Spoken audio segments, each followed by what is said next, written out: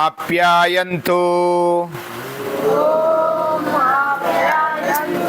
ममांगानि वाक्प्राणचक्षुः श्रोत्रमथो बलमिन्द्रियाणि च सर्वाणि सर्वं ब्रह्मोपनिषदम् माहं ब्रह्म निराकुर्याम् मा ब्रह्म निराकरोत् अनिराकरणम् अस्त्वनिराकरणम् मेस्तु तदात्मनि निरतेयः उपनिषत्सु धर्मारते धर्मास्ते मयि सन्तु ते मयि सन्तु। ओम शांति शांति शांति।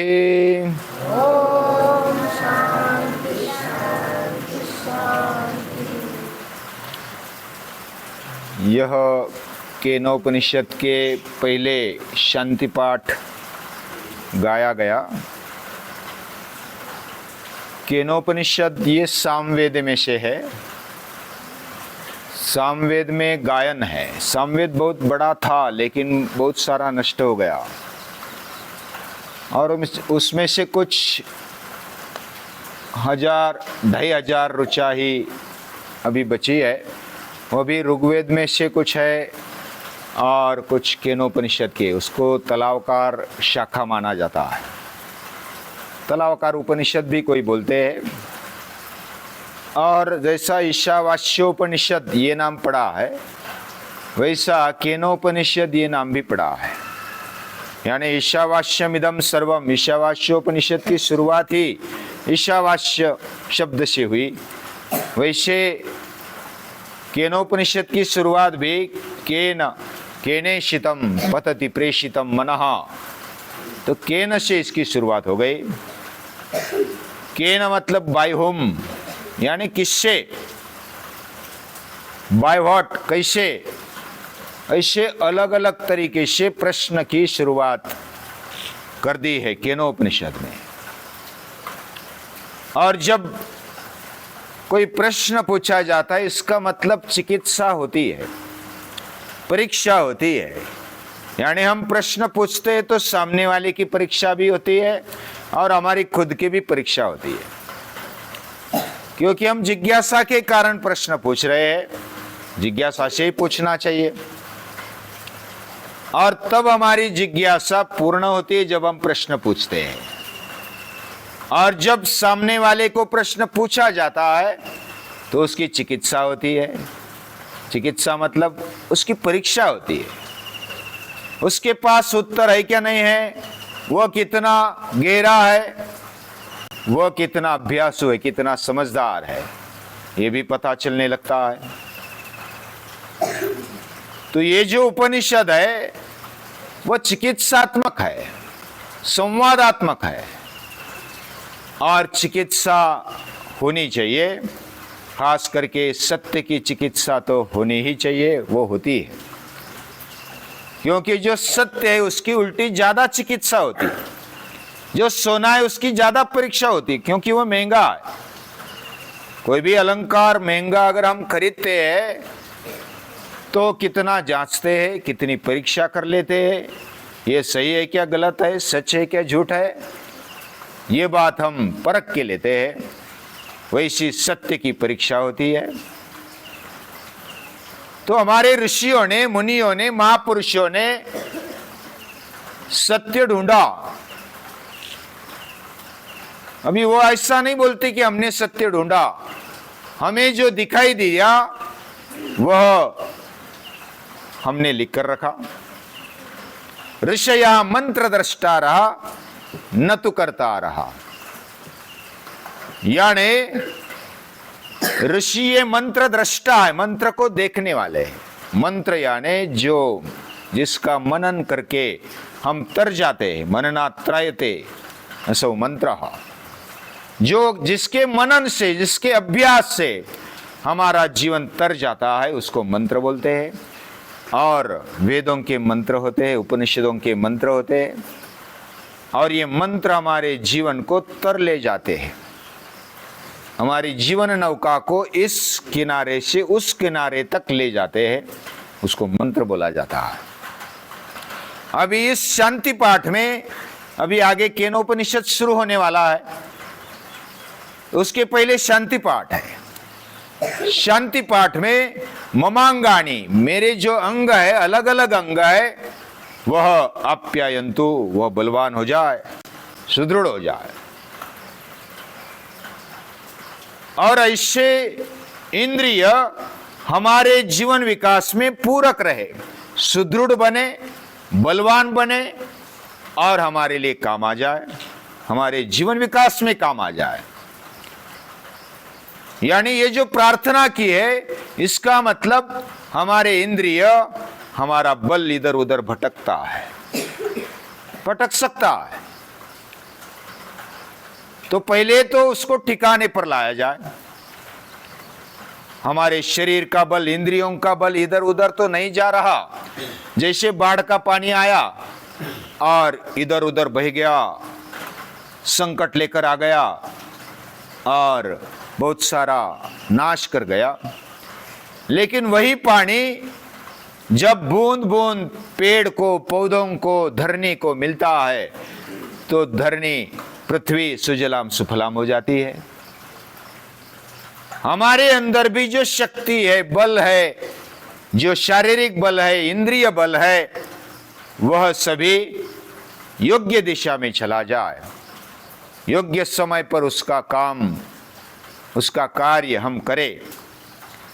तो ये जो पहले वाक यानी वाणी, वाणी हमारी शुद्ध हो, पवित्र हो, और ये जो वाणी है ना, वाणी विद्या का एक प्रकट रूप है, और ये जो ब्राह्मण यानी भगवान का कार्य करते हैं ना, उनका प्रतीक है वाणी। वाणी यानी विद्या, वाणी यानी ब्राह्मण लोगों का प्रतीक। ब्राह्मण यानी केवल चोटी रखी, पूजा पाठ करते हैं, केवल वह ब्राह्मण नहीं है। ब्रह्मम नयति, ब्रह्म को ले जाने वाला, भगवान के विचारों को ले जाने वाला, वह ब्राह्मण है। और ऐसे ब्राह्मण का प्रतीक ये वाणी है, ये विद्या है। हमारी विद्या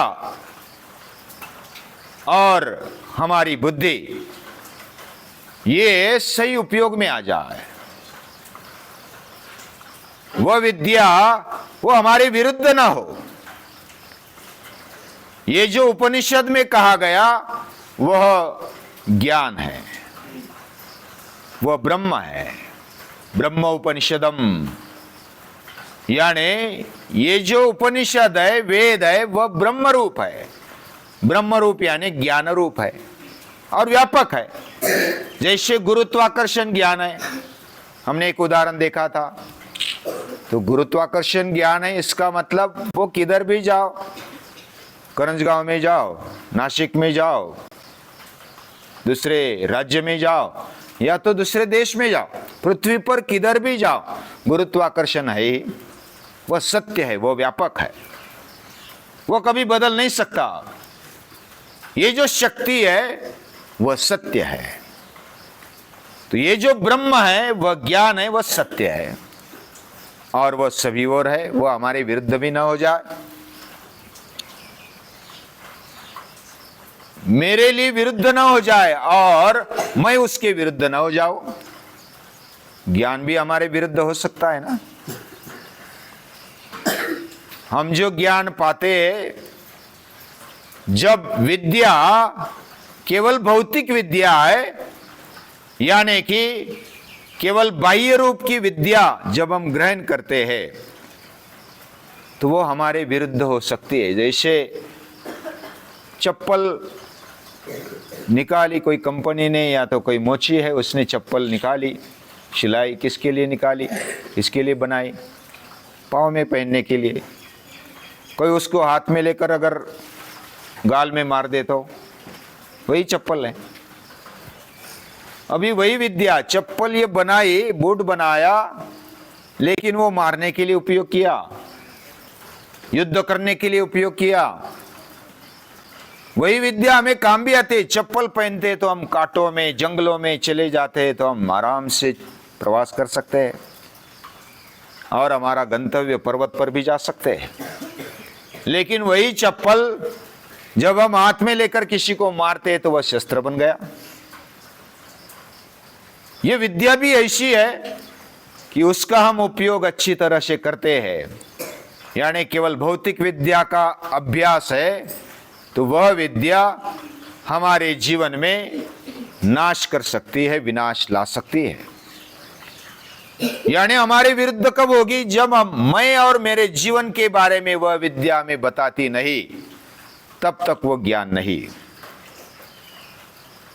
तो हमारे विरुद्ध कब होती हो विद्या? हमारी विरुद्ध है, हमारी विरुद्ध हो गई, विद्या विरुद्ध हो गई। इसका मतलब ज्ञान है लेकिन खुद के बारे में नहीं है, खुद के जीवन के बारे में नहीं है, तो वो विरुद्ध हो गई। मैं कौन हूं और मेरा जीवन क्या है, इसको समझाने वाली विद्या होती है, ज्ञान होता है। और मैं छोड़कर जो ज्ञान है, मेरा जीवन छोड़कर जो ज्ञान है, वह विरुद्ध हो गया। तो मेरे विरुद्ध न हो, ब्रह्म भी मेरे विरुद्ध न हो, ज्ञान भी मेरे विरुद्ध न हो, और मैं उसका विरोध न करूं। हमने जो पहले मंत्र बोला था, ओम सहना भवतु, हम दोनों का साथ में रक्षण हो। सहनौ भुनक्तु, हम साथ में खाए, आप भी भूखा न रहे, मैं भी भूखा न रहूं। सहनौ भुनक्तु, सवीर्यं करवावहै, हम साथ में व्यायाम करें, वीरता शूरता प्राप्त करे, बलवान बने। तेजस्विनावधीतमस्तु, हमारा अध्ययन भी तेजस्वी हो। अध्ययन के बाद अगर लाचारी जीवन में आती है, निराशा आती है, तो वह ज्ञान तेजस्वी नहीं है। ज्ञान जीवन में खड़ा करने वाला होना चाहिए। और ये जो ज्ञान है ना, तेजस्विनावधीतमस्तु, वह तेजस्वी अध्ययन जिसके जीवन में आता है, जो बताने वाला है उसका जीवन भी तेजस्वी हो, और जो सुनने वाले उसका जीवन भी तेजस्वी हो। मां विद्विषावहै, ये सब होने पर शक्ति मिली, ज्ञान मिला, और भाव भी मिला, प्रेम मिला है। उसका उपयोग हम आपस में लड़ने के लिए न करें। और जब आपस में लड़ने के लिए करते हैं तो द्वेष फैलता है, तिरस्कार फैलता है, और हम विनाश की ओर चले जाते हैं। अगर उपनिषद सुनना है तो हमारे पहले शांति पाठ क्यों किया? हमारे महापुरुषों ने, ऋषियों ने शांति पाठ किया, तो हमारी जो वाणी है वह बलवान बने और हमारे विरुद्ध न जाए। हमारे प्राण है वह भी प्राणवान बने रहे। हमारे चक्षु है वह निरीक्षण शक्ति बनाए रखे, और हमारे श्रोत्र है, कान है, आदि जो इंद्रिय है वह अच्छा सुने, समझदार हमारा जीवन हो जाए, हमारा अंतःकरण हो जाए। इस प्रकार जो भी वाणी, प्राण, चक्षु और श्रोत्र यानी कान, ये जो इंद्रिय है वह बलवान बने और हमारे विरुद्ध न जाए। हम बलवान कब बनते हैं? जब हम अपने आप को पहचानते हैं, अपने अंदर रहे हुए शक्ति को पहचानते हैं, भगवान को पहचानते हैं, और बाहर बैठे हुए भगवान को भी पहचानते हैं। पंचायतन पूजा हमारे ऋषियों ने की, हमारे पूर्वजों ने की, अभी भी हम कर रहे। भारतीय संस्कृति में पंचायतन पूजा है। पंचायतन में कौन आता है? कौन कौन है? गणपति, शिव, हरि, भास्कर, अम्बा, अम्बा यानी देवी, यानी 5-5 देव की, भगवान की पूजा हम करते हैं। ये 5 शक्तियां हैं, यानी शक्ति तो एक ही है लेकिन उसके रूप है अलग अलग। हमारे समझने के लिए, हमारा पूरा जीवन अच्छा सा होने के लिए ये 5 प्रतीक बताए। उसमें गणपति बुद्धि हमारी श्रेष्ठ हो, हम बुद्धिनिष्ठ जीवन जिए, जो समझ में आ जाए प्रामाणिकता से हम समझे, उसको आचरण में लाए। ये गणपति बुद्धि की देवता है। शिव यानी कल्याण, शिव यानी ज्ञान, शिव यानी तेज। ये जो ज्ञान है हमारे जीवन में सही दिशा दे दे। बुद्धि है, उसने विचार किया, विचार करने के बाद जो समझ में आ गया उसको आचरण में लाना, उसके साथ हमारा जीवन शांत और तेजस्वी बने। ज्ञान की ये परिणति है। हरि, हरि यानी विष्णु, विष्णु ये बल के, प्रेम के प्रतीक है। प्रेम सबसे बड़ा बल है। भास्कर, भास्कर यानी तेज, सूर्य। और हमारा जीवन तेजस्वी हो, वीर हो, शूर हो। ऐसा शूरवीर जीवन हमें आगे ले जाएगा। हम कैसे हार सकते हैं? जैसे हमारा जीवन, अगर हम निराश हो जाते हैं, दीनहीन लाचार बन जाते हैं, तो हम हार जाते हैं। हमारे अंदर हिम्मत नहीं बचती। हम हिम्मत से आगे बढ़े। कोई भी प्रसंग आ जाए, कोई भी संकट आ जाए, उसमें हम बने रहे। एक आध दिन समझो हमारा शरीर दुखता है, मन विचलित होता है, लेकिन धैर्य के साथ हमारे ध्येय पर बने रहना, ये बहुत बड़ी बात है। और ये भास्कर जैसा सूर्य अपना कार्य कभी छोड़ता नहीं। बादल आ जाए, ग्रहण आ जाए, कभी छोड़ता है? वैसा धैर्य सूर्य का हमारे अंदर आ जाए, तेजस्विता आ जाए। और अंबा यानी शक्ति का प्रतीक है, प्रेम का प्रतीक है। वह भी हमारे जीवन में ये सभी शक्तियां हम प्राप्त करें और ऐसा जीवन हमारा हो। हमारे अंदर जो भी वाणी है, प्राण है, चक्षु है, कान है, ये बलवान बने। बाकी सब इंद्रिय बलवान बने। हमारे अंदर जो ज्ञान है वह भी हमारे विरुद्ध न हो और हम भी उसके विरुद्ध न हो। जब खुद का और खुद के जीवन का अभ्यास नहीं होता, जिस विद्या में, जिस ज्ञान में, वो हमारे विरुद्ध हो जाता है। हमें समझ में नहीं आता। आज दुनिया युद्ध में भड़क रही है और एक दूसरे पर तिरस्कार की दृष्टि से देखते हैं, वैयक्तिक देखते हैं, देश देखते हैं। पूरी पृथ्वी एक दूसरे को जलाने के लिए, मारने के लिए तत्पर हो गई है। तो ये जो विद्या है वह विद्या व्यापक बने। मेरे लिए, मेरे जीवन के लिए जैसी वो उपयोग में आती है, वैसी पूरी सृष्टि के लिए उपयोग में आ जाए, उसी को धर्म बोला जाता है।